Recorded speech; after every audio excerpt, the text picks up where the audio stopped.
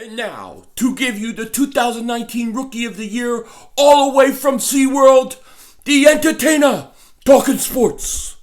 The 2019 Rookie of the Year goes to Daniel Jones. Daniel Jones.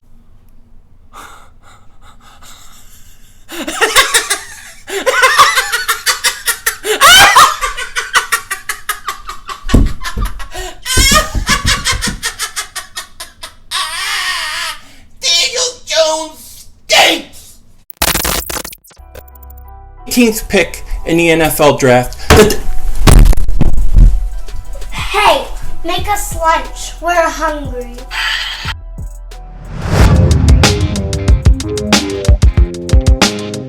Dallas still stinks! Yo, everybody do. King Dingbat here, and I hope everybody's having a good Wednesday. I'm still recovering from that Sixers loss yesterday, man. That devastated me. That really bummed me out, man. But it's a new day, and it is what it is. Now, before I get started on this video, I want to give a special shout out to Philadelphia fan 789 who comes to my channel. He's been doing a lot of promotion for my channel, the Sports Fury, even some of our sub viewers like my man ex-Philly Fighter, shout out to him. But he's been going around putting up posters, just promoting the channel, and I just wanted to give Philadelphia fan 789 a shout out. Thank you for all your work, buddy. I appreciate it. It means a lot to me, and keep it up.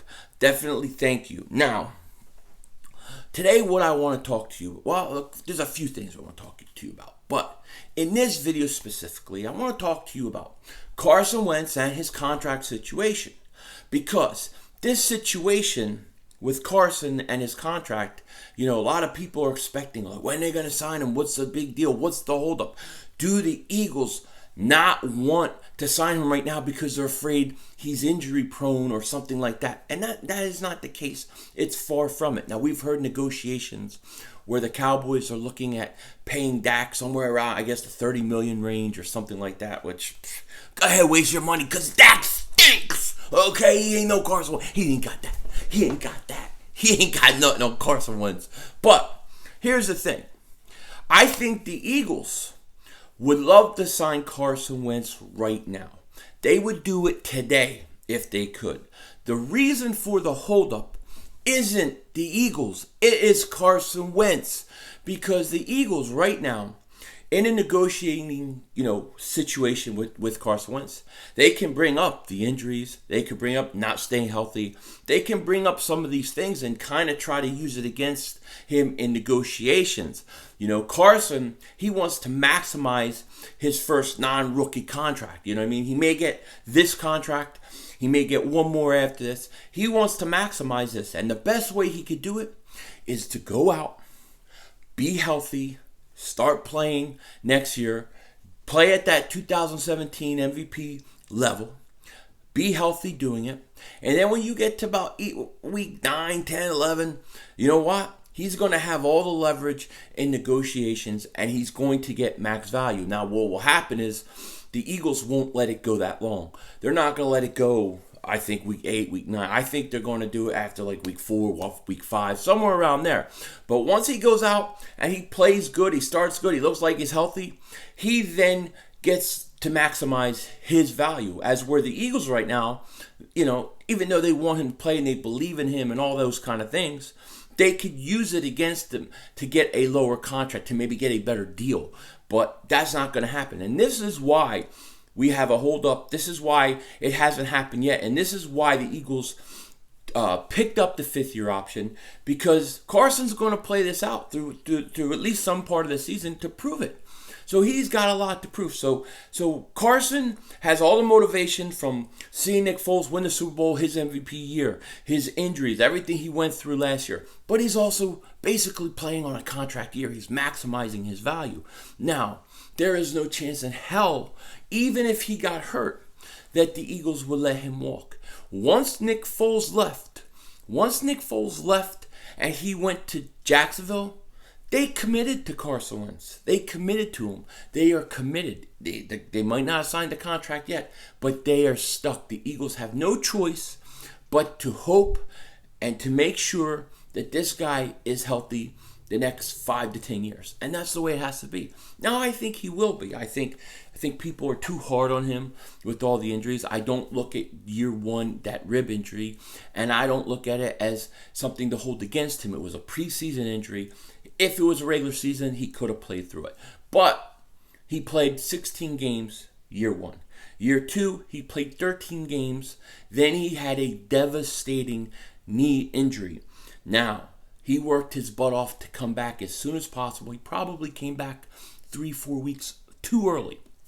Okay? And when you come back early, and we just know from the history of these injuries, unless you're Adrian Peterson, you're going to have a problem. You are going to have a problem with other things. Other things are going to hurt. You may overcompensate on the knee, and shift your weight to one area. Sometimes the guy's mechanics get off. And things happen like that. And I think, there was a play, I think it was against the Giants, where, he got hurt, he hurt his back, and then he played through that in October, and he played as good as anybody could play, in my opinion, based upon coming back from a torn ACL and having a fractured back that nobody could pick up on x-rays or MRIs. So, Carson, I think he gets a bad rap with this injury-prone stuff. But to really secure his contract at what he thinks he should get and what he should get, talent-wise, he's got to go into the season and start playing well. And if he does that early in the season, the Eagles he's going to maximize his contract. And I think that's when you'll see the big extension for Carson Wentz come. So watch out for that. And the reason I'm bringing all this up is because Howie Roseman was talking about this on, I think, 94 WYEP the other day, with Angelo Cataldi, and I think it was Cataldi, and he was basically saying, we want to sign him now. We would sign him now. We're totally 100% committed to Carson, and that's right. Of course they are. They once you let Foles go, you have to be. Now it's just a matter of what deal do you want. And if you're the Eagles, sure, you would love to get a deal right now because you probably could get him at a value because he's not going to be able to maximize his value because of the injuries. But if he comes next year, starts out great, then you know what? He's going to get it. So that's what's happening with Carson's contract. It's going to work out during the regular season. I have no worries about it. Now, the other thing I want to talk about really quick is PFF did basically their list of their top candidates for Rookie of the Year. And I'm usually not a PFF guy. Some of the way they do some stats and come up with some of the rankings, I don't agree with. But I did agree with the top 3 that they had on their list. Now, at number 1, they had Jamal Murray, the quarterback from the Arizona Cardinals. I think this was a fair reason or expectation. He's a starting quarterback. He's going to play for that team. This guy's very talented. So he's the number 1 guy. But what's interesting is the number 2 guy is Miles Sanders.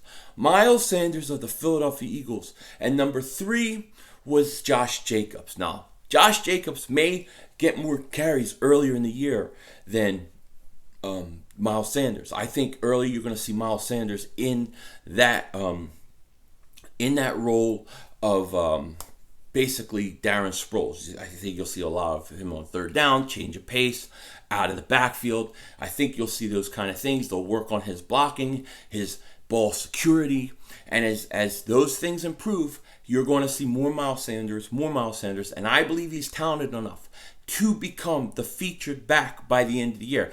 And that is not a knock on Howard at all. I love Jordan Howard. He's still going to put up big numbers. But I just think Miles Sanders is very talented. I do. I cannot wait to see 26 versus 26 with the Giants and the Eagles when Daniel Jones out there. Daniel Jones stinks. But I'll get into Daniel Jones later. I'm going to get into the Giants later. I'm going to get into the NFC East later. I have a video coming out, and I'm going to give you my predictions for the records in the NFC East. We already know the Eagles. I'm going to do Dallas, the Giants, and Washington. And I'm going to tell you why.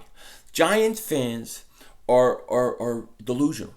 They're beginning to brainwash themselves over this Daniel Jones thing. Now they're starting to buy into him. And it happens. It's natural. This is acceptance of being a loser for the next 10 years. We've done it. Every team does it. Cowboys always do it. And hey, we got to dive into this. But that'll be on another video, either tonight or tomorrow sometime. But in this video, Miles Sanders is ranked as the number 2 potential rookie of the year, offensive rookie of the year, that kind of thing. I think that he is a great pick. Matter of fact, I'm going to bet this when I go to Vegas in June, because I think this is a sleeper pick where a lot of people will look at Murray, they'll look at Josh Jacobs, but I think when you look at Sanders and the talent around him with the offensive line, Wentz, and the receivers, he has the best. He has the best team around him. Okay, the Eagles are getting ranked like number 3rd offense in the league going into the season. The Eagles' offense is stacked, and it gives Miles Sanders a perfect opportunity to win Rookie of the Year, and he's my pick for Rookie of the Year. That's who I believe will win it this year. So with that said, look for my NFC East prediction video later today.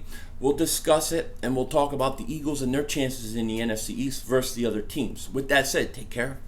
Talk to you later. Don't be a dingbat.